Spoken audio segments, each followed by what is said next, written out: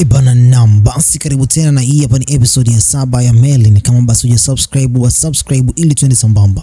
Movie inaanza ikiwa inaonyesha Arthur akiwa anazama ndani ya maji. Na nyakati hizo kipindi ambacho Arthur alivyokuwa anazama ndani ya maji, kuna mwanamke mmoja ambaye alikuwa anaitwa Sofia. Mwanamke huyu alikuwa akimtazama Arthur akiwa juu ya maji hayo. Je, mwanamke huyu alikuwa anataka kumfanya nini Arthur? Hapo ndipo basi tunaweza kuonyesha kwamba alikuwa anaota ndoto hii akuwa mtu mwingine, bali alikuwa ni Morgana.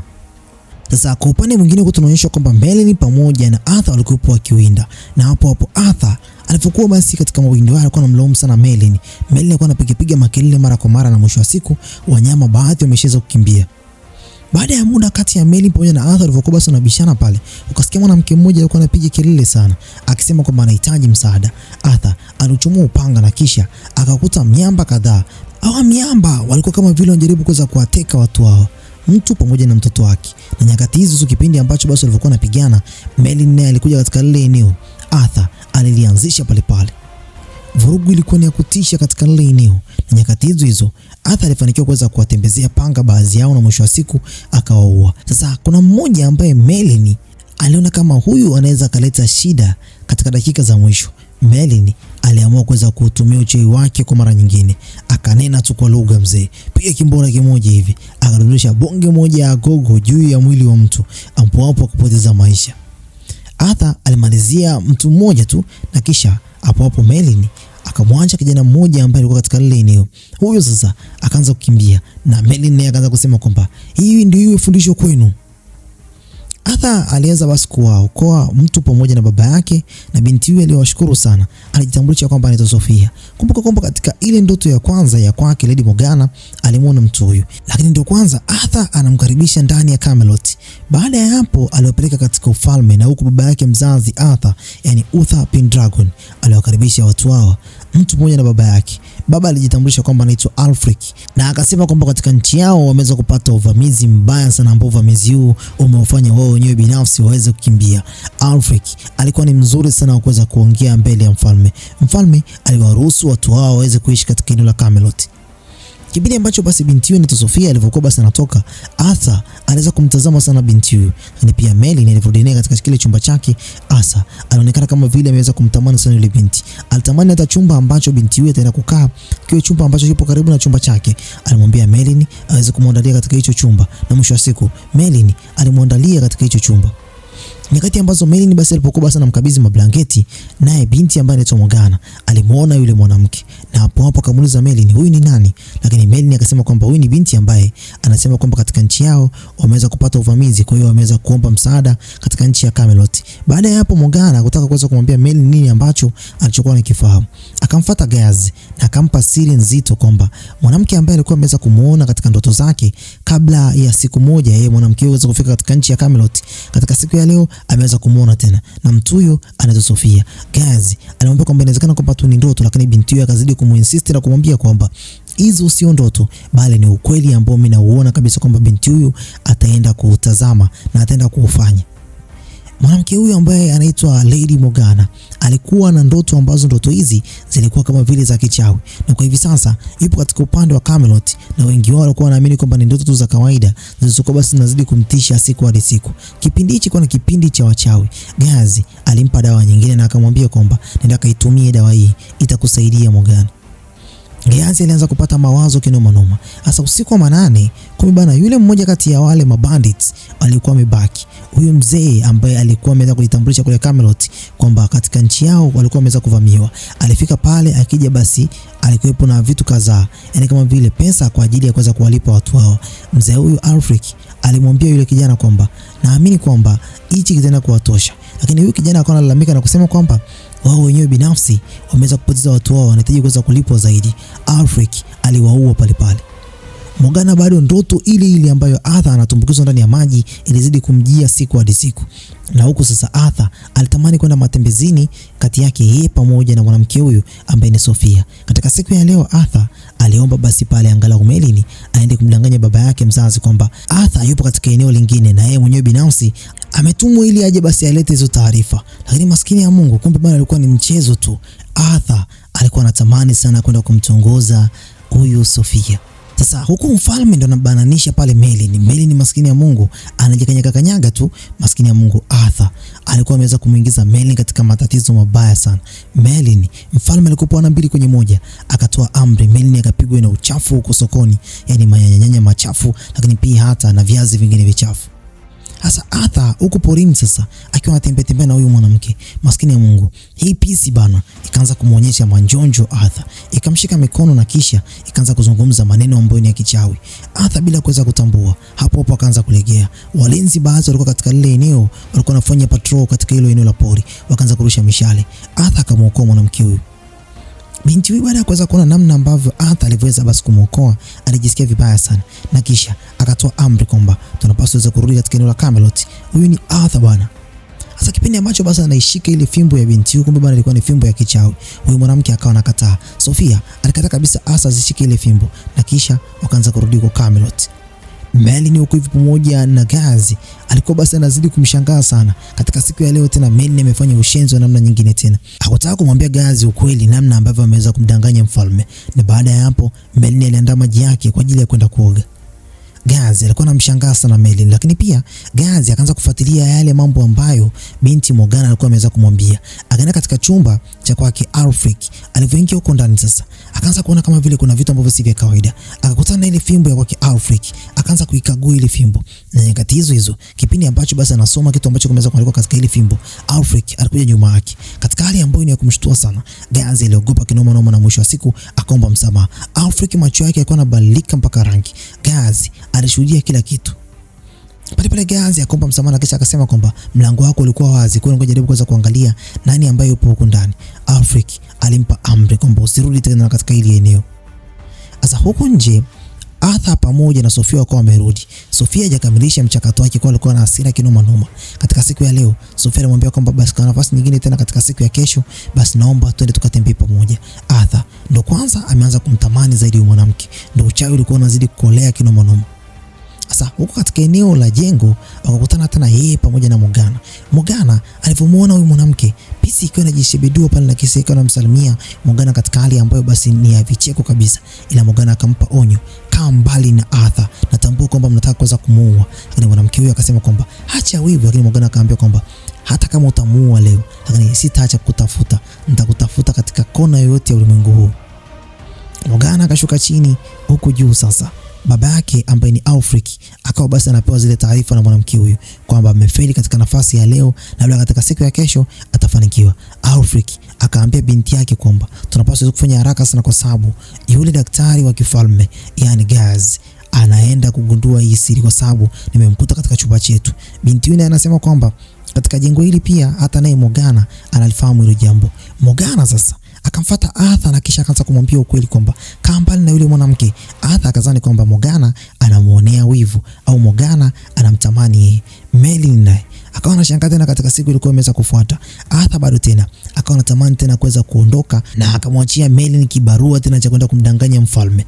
Leo tena ili aende kuspendi muda pamoja na Sofia. Wakaingia kwa porini mzee, wakaanza kula good time. Oya, binti ilikuwa ina furaha kinoma noma. Hasa walifika katika kipindi fulani tena, mwanamke akaanza tena kutumia maneno ambayo ya kichawi, akamloga tena kupitia uchawi wake. Huyu binti ni mchawi kinoma noma. Arthur pale macho yakawa mekundu. Merlin tena kwa mara nyingine anarudi tena katika jengo la kwake Gazi akiwa mchafu kinoma noma. Gazi anamwambia tena umefanya nini tena Merlin katika siku ya leo? Merlin anasema kwamba kuna kitu ambacho basi imeweza kumdanganya mfalme kuhusiana na Arthur.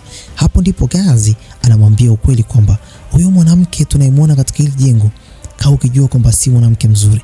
Merlin akaanza kujuta na kuanza kumsikiliza pale Gazi vizuri. Ina maana kwamba Arthur yupo na mwanamke ambaye si wa kawaida.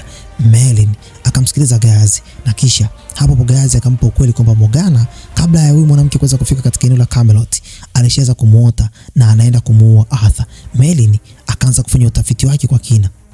Huko Arthur sasa ndo anaanza kupigwa viapo vya hapa na pale. Anaanza kuongeleshwa maneno huko akiwa hajezi kujielewa kabisa.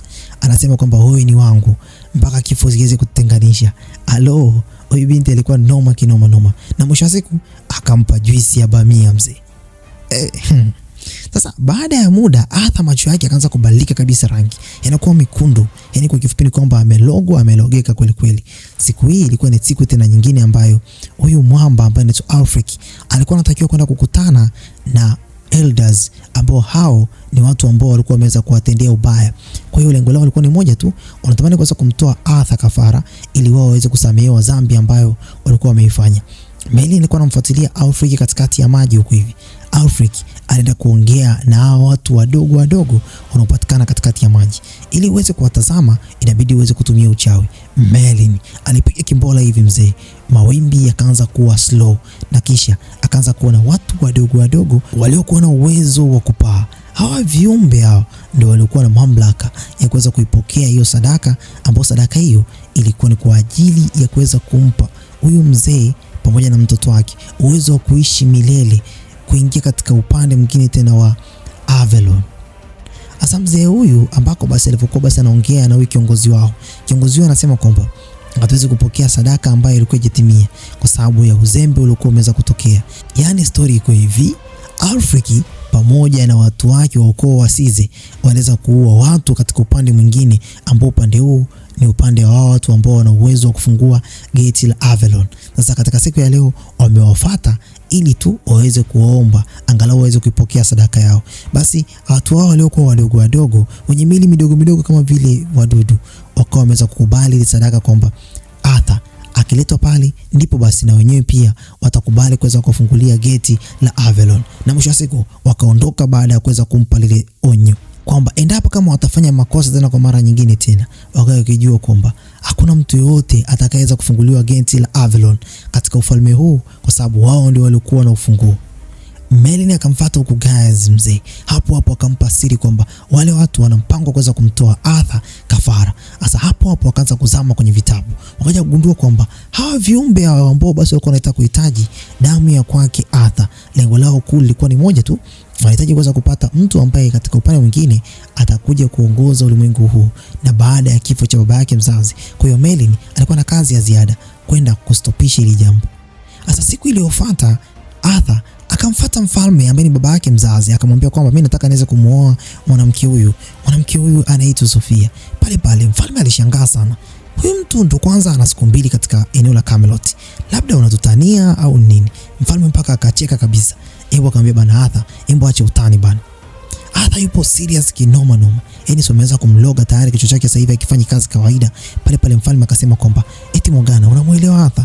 Morgana akasema kwamba inawezekana kwamba amempenda kweli. Morgana hataki kuweza kusema ukweli kwa kimfalme kwa sababu ya kitu kimoja, kwamba inawezekana kwamba akisema ataonekana naye pia ni mchawi. Na ufalme wa Camelot kwa kipindi hicho ulikuwa uruhusu uchawi hata kidogo. Mtu yoyote yule mwenye uwezo wa kuona uchawi alikuwa basi anaondolewa katika ufalme wa Camelot. Asa hapo Arthur akaweza basi kumtishia babake na kumwambia kwamba hata kama hauhitaji mimi hapa niweze kumuoa, mimi nitamuoa tu. Akataka kuweza kutoka kabisa nje. Mfalme akamwambia walinzi, fungeni mlango, na kisha hapo baba yake binti anaitwa Sofia ambaye ni Alfred akaweza kukamatwa pale na askari, na kisha akamwambia Arthur, unapaswa uweze kuniheshimu. Usiponionyesha mimi hapa heshima yote ile, watu wale waende kuachiwa. Arthur akaomba msamaha. So anatumia uchawi na wenyewe pia basi wakamruhusu Arthur aweze kuomba msamaha. Na baada ya hapo mfalme akawaruhusu watu wale. Mfalme pamoja na Morgana wakawa na discuss ile jambo. Morgana anatamani kuweza kumwambia mfalme, lakini bado mfalme alikuwa ni mmoja kati ya mtu ambaye hahitaji mtu yoyote katika ufalme wa Camelot aliyekuwa na nguvu za kichawi. Kwa hiyo alikuwa anaamini kwamba labda Morgana anampenda tu Arthur kwa sababu ya mapenzi tu ya dada na kaka.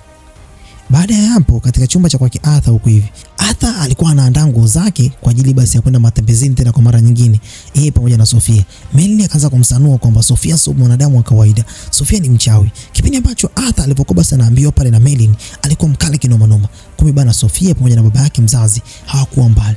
Merlin anamwambia kwamba watu hao wanataka kuweza kutoa sadaka, kuwa makini sana. Binti huyu sasa anamwambia hivi Arthur, hivi nishakwambia kwamba sihitaji mtu yoyote aweze kuingilia mahusiano yetu. Binti alikuwa mkali kinoma, ila naye Merlin alikuwa mkali vile. Asa Alfred alikuwa anahitaji mambo yake yaweze basi kustopishwa na Merlin. Merlin katika siku ya leo, kipindi ambacho basi anataka kuweza kumnyang'anya ile nguzo yake, yani ile fimbo ya kichawi, hapo aliweza kumuonyesha Arthur ukweli wa mambo. Arthur hapo naye pia aliweza kubadilika, macho yake na yakawa mekundu, na akamwambia Merlin kwamba ninaona kila kitu na sihitaji msaada wako. Merlin hapo ndipo basi alipokuja kugundua kwamba hali si shwari. Akataka kuweza kukimbilia nje. Merlin alipigwa kimbola, mzee akadondokia katika ukuta. Hapo hapo akazimia. Nyakati hizo kipindi cha usiku wa manane, Alfric, Arthur pamoja na mtoto wake ambaye ni Sophia walikuwa wanatoka. Hapo Morgana aliwaona. Morgana akakimbilia katika chumba cha kwake Gazi. Gazi akamwambia Morgana, asante kwa taarifa. Ngoja nikamtafute mtu ambaye anaweza basi kwenda kutoa msaada. Morgana akaambia kwamba anapaswa aweze kusubiri katika kile chumba. Merlin basi katika chumba kile kule hivi akakutwa na Gazi. Merlin amezimia. Gazi aliogopa kinoma noma. Akamwamsha Merlin. Merlin alikuwa na kazi moja tu kwa hivi sasa, kwenda kumuokoa Arthur. Baada ya hapo kila kitu kitakuwa shwari. Sasa Merlin akaanza kukamata barabara. Watu mzee wameshaingia mbugani, naye pia akaanza kuingia mbugani. Kwanza kabisa ameshalijua lile bwawa. Katika ile bwawa sasa mwanga ndo kaanza basi kujitokeza taratibu. Merlin kabla hajafika katika lile eneo, baba pamoja na mtoto wakaanza kuagana.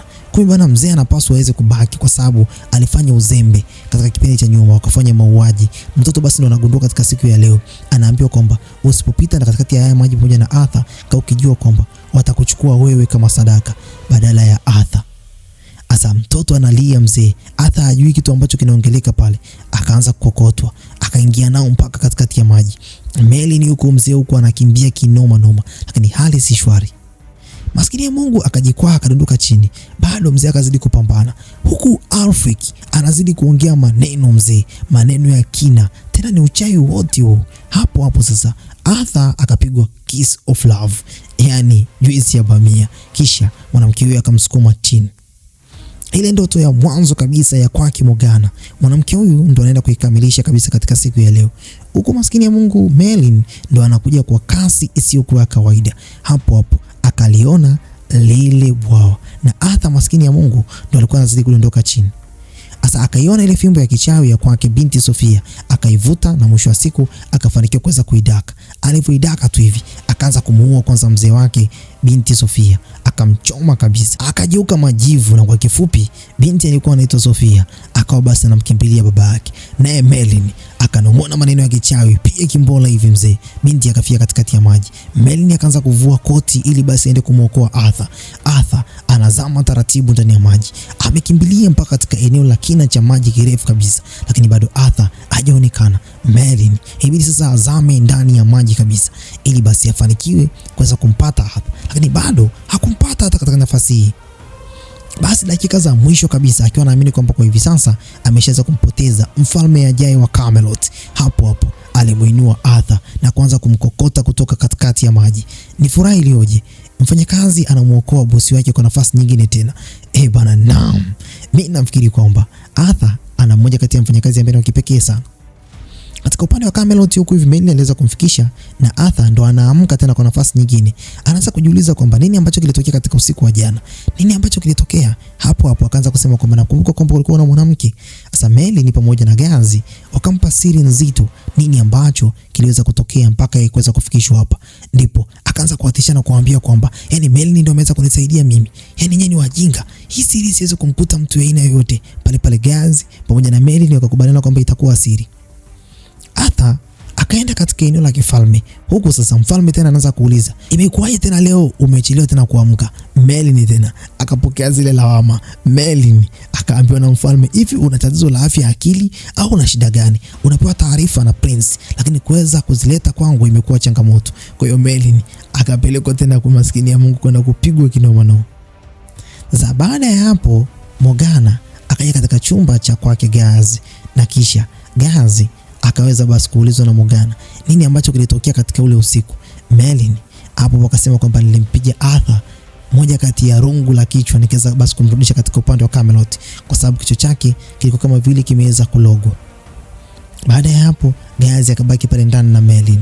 Je, Morgana bado ile ndoto ilikuwa inazidi kumsumbua, na nini ambacho kitaweza basi kutokea katika episode inayofuata? Merlin atakuja kumuokoa mtoto mdogo ambaye mtoto huyu ni Mordred ambaye atakuja kumuua Arthur katika upande wa mwisho. Bana, naam.